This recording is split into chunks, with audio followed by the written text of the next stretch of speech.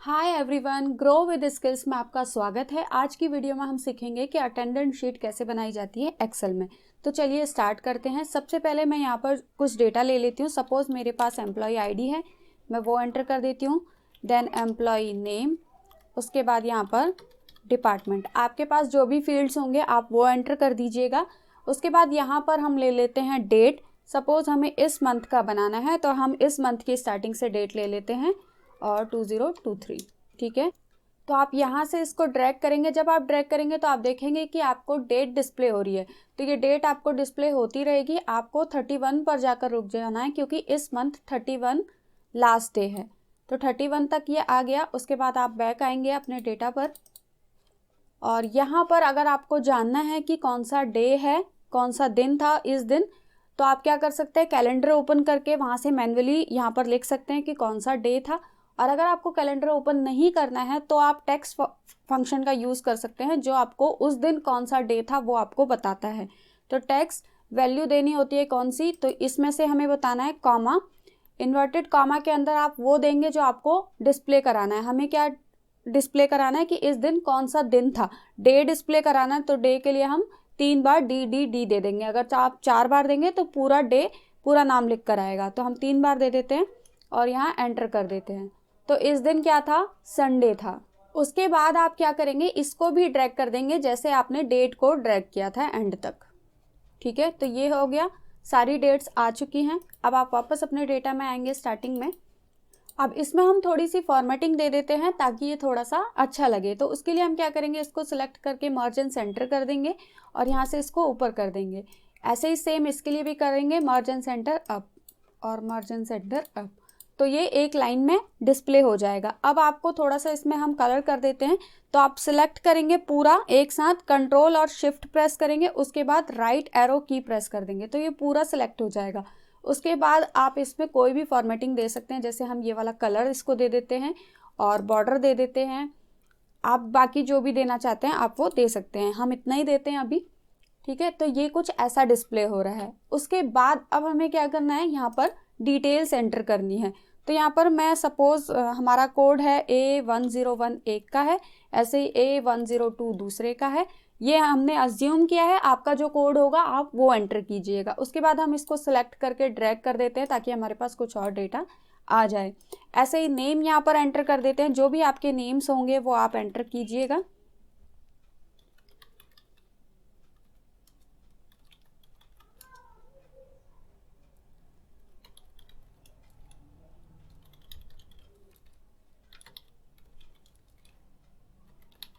ठीक है, ये कुछ डेटा हमने एंटर कर दिया है। ऐसे ही यहाँ पर डिपार्टमेंट एंटर कर देते हैं। जैसे ये अकाउंट्स का है और ये ग्राफिक डिज़ाइन का है, एक वेब डिज़ाइन का है, एक परचेज का है, एक सेल्स का है, देन ये दोबारा अकाउंट्स का है, ठीक है, वेब डिज़ाइन का है एंड ग्राफिक डिज़ाइन का। ये कुछ डेटा मैंने एंटर कर लिया है।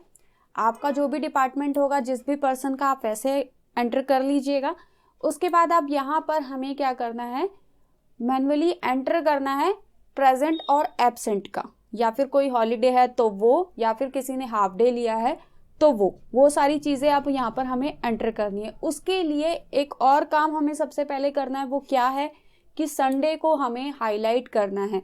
तो संडे को हाईलाइट करने के लिए, किसी भी चीज़ को हाईलाइट करने के लिए हम क्या करते हैं, कंडीशनल फॉर्मेटिंग का यूज़ करते हैं। कंडीशनल फॉर्मेटिंग पे ऑलरेडी शॉर्ट्स अवेलेबल है, आप जाकर देख सकते हैं। तो यहाँ पर हम क्या करेंगे, सबसे पहले पूरे डेटा को हम सिलेक्ट करेंगे। जो भी हमारा डेटा है, पूरी रेंज, आप शिफ्ट और राइट की से सिलेक्ट कर सकते हैं और अपने माउस से भी सिलेक्ट कर सकते हैं। सिलेक्ट करने के बाद आप जाएंगे कंडीशनल फॉर्मेटिंग के अंदर। यहाँ पर आप लेंगे न्यू रूल, ठीक है। न्यू रूल में आपको यहाँ से सिलेक्ट करना है use of formula to determine which cells to format. कौन से सेल को आपको फॉर्मेट करना है, वहाँ पर आप फार्मूला लगाएंगे। देन यहाँ पर आप सेल का रेंज देंगे और सेल का रेंज क्या होगा, हमारा ये वाला रेंज, ठीक है। अब यहाँ पर आप देख रहे हैं कि ये दोनों ही क्या हो रहे हैं, एब्सोल्यूट वैल्यू बन जा रही है, मतलब दोनों ही फिक्स हो गए हैं।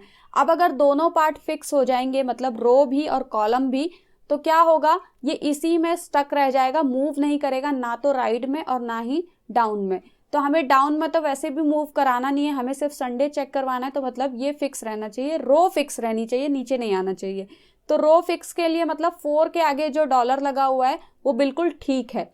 लेकिन दूसरा जो डी के आगे डॉलर लगा हुआ है, डी क्या है, एक कॉलम है, अगर डी भी फिक्स हो जाएगा तो डी से ई में जंप नहीं कर पाएगा, तो आगे कोई भी वैल्यू चेक नहीं कर पाएगा कि कहाँ पर संडे, और उनको हाईलाइट नहीं कर पाएगा।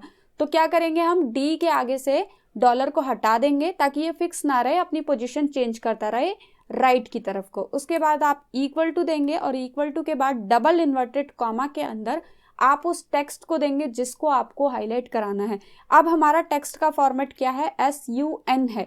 अगर आपका फॉर्मेट संडे पूरा होता है तो आप पूरा दीजिएगा, अगर हाफ है तो हाफ दीजिएगा। इन्वर्टेड कॉमा क्लोज कर दिया, फॉर्मेट के अंदर जाएंगे, यहाँ से आप कोई सा भी कलर चूज कर सकते हैं कि आपको कौन सा कलर चाहिए, और फॉन्ट के अंदर आपको फॉन्ट का कलर भी आप चूज कर सकते हैं। ऑटोमेटिक होता है तो ये अपने आप डिफाइन कर लेता है कि कौन सा फॉन्ट किसके ऊपर, कौन सा फॉन्ट कलर कौन से कलर के ऊपर जाएगा। बट अगर आप चूज करना चाहते हैं तो आप चूज भी कर सकते हैं, मैं ऑटोमेटिकली रहने देती हूँ इसे। देन ओके कर देंगे और यहाँ से भी ओके कर देते हैं, तो आप देखेंगे कि ये फॉर्मेटिंग ऐड हो गई है। मतलब अब जितने भी संडे हैं वो सारे हाईलाइट हो चुके हैं।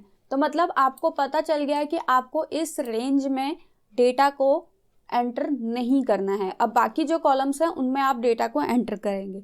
तो डेटा एंटर करने का पहला तरीका मैं आपको बता देती हूँ कि P हम डिनोट कर रहे हैं किसके लिए, प्रेजेंट के लिए, A हम डिनोट करेंगे एब्सेंट के लिए, एंड H और D हम डिनोट करेंगे हाफ डे के लिए, और H हम डिनोट करेंगे हॉलीडे के लिए। ठीक है, आप अपने अकॉर्डिंग कुछ भी ले सकते हैं।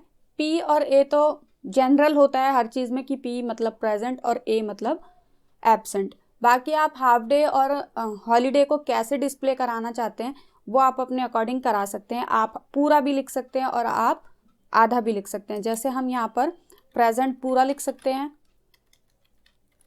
ठीक है, एब्सेंट पूरा लिख सकते हैं कि आपको कंफ्यूजन ना हो, और हाफ डे आप लिख सकते हैं, और ऐसे ही आप हॉलीडे लिख सकते हैं।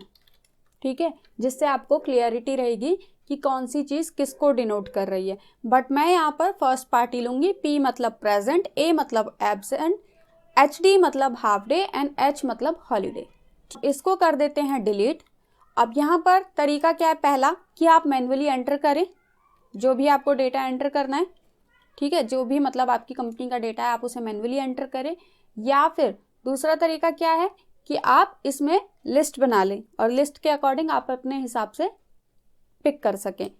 तो पहला तरीका तो आप कर ही लेंगे, दूसरा हम देख लेते हैं कि वो क्या है। इसको हम डिलीट कर देते हैं और यहाँ पर आते हैं, इन सब को क्या करते हैं, सिलेक्ट करते हैं। ठीक है, पूरा सिलेक्ट कर लेते हैं हम एंड तक, और उसके बाद आप जाएंगे डेटा टैब के अंदर और यहाँ से लेंगे डेटा वैलिडेशन पे। उसके बाद यहाँ से ले लेंगे लिस्ट।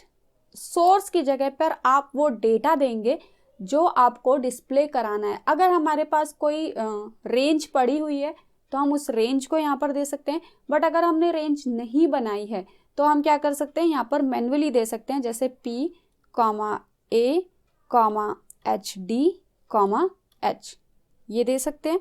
बट अगर हमारे पास रेंज है तो हम वो रेंज भी दे सकते हैं। कैसे, वो मैं आपको बता देती हूँ। सपोज़ मैं यहाँ पर कोई एक रेंज ले लेती हूँ, मान लीजिए ये मैंने ले लिया। ठीक है, यहाँ पर हम अपने डेटा को एंटर कर लेंगे। उसके बाद यहाँ से कर देते हैं ओके। तो अभी यहाँ पर कुछ भी डिस्प्ले नहीं होगा, सब ब्लैंक रहेगा, क्योंकि हमने जो रेंज दी थी उस रेंज में कुछ भी नहीं है। तो अब हम क्या करेंगे, इस रेंज में हम अपने अकॉर्डिंग डेटा दे देंगे। जैसे हमें अगर A प्रिंट कराना है एब्सेंट, P, HD और H।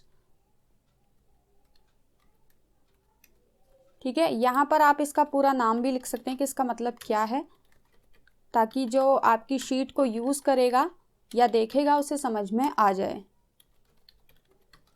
ठीक है, ये एक आप अलग से टेबल बना के रख सकते हैं और होम टैब में जाके इसको बॉर्डर दे दीजिए तो ये कुछ ऐसा दिखेगा। ठीक है, अब हम क्या करेंगे, यहाँ पर अगर आप जाएंगे तो आप देख पाएंगे कि सारी चीज़ें यहाँ पर डिस्प्ले हो रही है, एब्सेंट, प्रेजेंट और हॉलीडे, और जो भी मतलब हमने यहाँ पर लिखा था वो यहाँ पर अब हमें डिस्प्ले हो रहा है।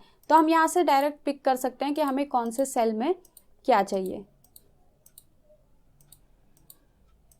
ठीक है, तो ये काम भी आप कर सकते हैं। मैं इसको जल्दी से फिल कर देती हूँ, देन आपसे फिर मिलते हैं। तो यहाँ हमने सारा डेटा एंटर कर लिया है। अब हम क्या करते हैं, सबसे एंड में जाते हैं और यहाँ पर कुछ और डेटा एंटर करते हैं। जैसे हमें यहाँ पर, और पहली बात हमें इन दोनों को मर्ज करना पड़ेगा ताकि हमारा जो टेबल है वो थोड़ा ठीक लगे। तो हम मर्ज कर लेते हैं और यहाँ से क्या करते हैं, इसको मर्ज एंड सेंटर, और यहाँ से रैप टेक्स्ट भी ले लेते हैं। उसके बाद आप इसको फॉर्मेट पेंटर पे डबल क्लिक कीजिए और इस वाले पे भी कर दीजिए, इस पे भी कर दीजिए और इस पे भी कर दीजिए। ठीक है, आप फॉर्मेट पेंटर पे वापस क्लिक कीजिए तो ये हट जाएगा। उसके बाद अब हम यहाँ पर वो डेटा एंटर करेंगे जो हमें निकालना है। जैसे हमें सबसे पहले निकालना है टोटल एब्सेंट, उसके बाद total present, total half day और ऐसे ही टोटल हॉलीडे।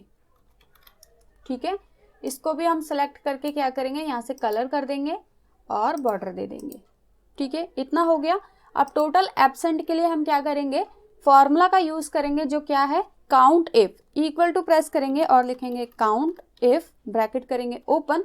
काउंट इफ के अंदर आपको रेंज पास करनी होती है तो आप इस रेंज को देंगे। आप माउस से भी पूरी रेंज सेलेक्ट कर सकते हैं और आप कीबोर्ड से भी कर सकते हैं। मैं ज़्यादा प्रेफर करती हूँ कीबोर्ड यूज़ करना क्योंकि वो मुझे ज़्यादा इजी लगता है। तो आप शिफ्ट के साथ लेफ्ट एरो की प्रेस करेंगे तो यह आपकी सिलेक्शन हो जाएगा। आपको यहाँ तक की रेंज सेलेक्ट करनी है। उसके बाद आप अपने फॉर्मूला पे जाइए और यहाँ पर कॉमा, क्राइटेरिया के अंदर आपको क्या देना है आप वो दे सकते हैं, या तो आप फॉर्मूला बार में जाकर दे सकते हैं, एल्स आप यहाँ पर भी दे सकते हैं। यहाँ पर भी आपको डिस्प्ले होगा।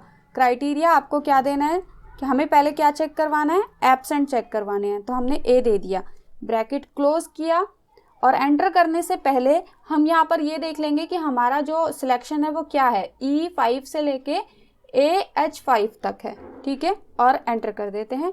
इसको ही आप ड्रैग कर दीजिए तो बाकी में भी आ जाएगा। तो अब हम यहाँ पर आते हैं और दोबारा काउंट इफ यूज़ करेंगे क्योंकि हमें दोबारा निकालना है वैल्यू। ठीक है, अब यहाँ पर क्या होगा, या तो आप पूरी रेंज को दोबारा सेलेक्ट कर लीजिए जैसे आपने यहाँ पर सेलेक्ट किया था, या फिर आप क्या कर सकते हैं, यहाँ पर डायरेक्ट वैल्यू लिख सकते हैं जो हमने यहाँ पर चेक की थी कि हमारी रेंज कहाँ से स्टार्ट हो रही थी। हमारी रेंज स्टार्ट हो रही थी E5 से, उसके बाद कॉलन कहाँ पर ख़त्म हो रही थी वो तो यहाँ पर भी आपको डिस्प्ले हो रहा है कि AH5 तक, AH5। तो हमारी रेंज सेलेक्ट हो गई। उसके बाद आप कॉमा देंगे, इन्वर्टेड कॉमा के अंदर इस बार हमें चेक क्या कराना है, प्रेजेंट, और प्रेजेंट को हमने क्या दिया था, P दिया था, तो P दे देते हैं, ब्रैकेट क्लोज और एंटर। तो यहाँ पर प्रेजेंट भी आ गए हैं। इसको आप ड्रैग कर दीजिए तो ये बाकी में डेटा आ जाएगा। अब हाफ डे के लिए भी सेम वही प्रोसेस रहेगा। ठीक है, E5 colon AH5 comma, half day को हमने क्या दिया था, HD, डबल इन्वर्टेड कॉमा के अंदर आप देंगे क्योंकि ये क्या है, टेक्स्ट है। उसके बाद क्लोज और एंटर। तो हाफ डे कोई नहीं है इसमें, डबल क्लिक भी कर देंगे तो भी ये पूरा फिल हो जाएगा। उसके बाद सेम ऐसे ही हॉलीडे के लिए count if E5 colon AH5 और उसके बाद कॉमा, यहाँ से आप क्या देंगे, H, क्योंकि H हमने हॉलीडे के लिए दिया था, ब्रैकेट क्लोज और एंटर। इसको भी डबल क्लिक कर देंगे तो आपके पास डेटा आ जाएगा। आई होप आपको ये समझ में आया होगा। अब हम क्या करते हैं, इसमें थोड़ी सी फॉर्मेटिंग ऐड कर लेते हैं। उसके लिए आप क्या करेंगे, इसको आप सिलेक्ट कर लीजिए और यहाँ से राइट एरो की से शिफ्ट और राइट एरो। उसके बाद आप इसको क्या कर दीजिए, बॉर्डर दे दीजिए। सेंटर में डिस्प्ले कराना है तो सेंटर में डिस्प्ले करा दीजिए। तो ये हमारी अटेंडेंस शीट बन के रेडी है। आई होप आपको ये समझ में आई होगी। आप अपने डेटा के अकॉर्डिंग इसमें मॉडिफिकेशन कर सकते हैं। ये डमी डेटा था सिर्फ आपके समझाने के लिए। तो आई होप आपको क्लियर हुआ होगा। वीडियो पसंद आई है तो लाइक और शेयर ज़रूर कीजिएगा। चैनल पर नए हैं तो सब्सक्राइब करके जाइएगा। और मैं मिलूंगी आपसे नेक्स्ट वीडियो में। तब तक आप मेरी बाकी वीडियोस देख लीजिए। Thank you so much, bye bye.